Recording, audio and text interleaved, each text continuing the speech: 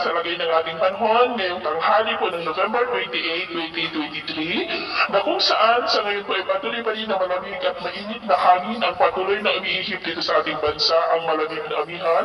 dito sa Northern Luzon at easterlies naman sa may Visayas at Mindanao, habang ang linya ng hangganan ng malamig at mainit na hangin na tinatawag po natin na shear line ay nakakapekto po ngayon dyan sa may Southern Luzon. At ito nga po pinapakita ng forecast model natin pong ginagamit hanggang po sa susunod na 2 linggo.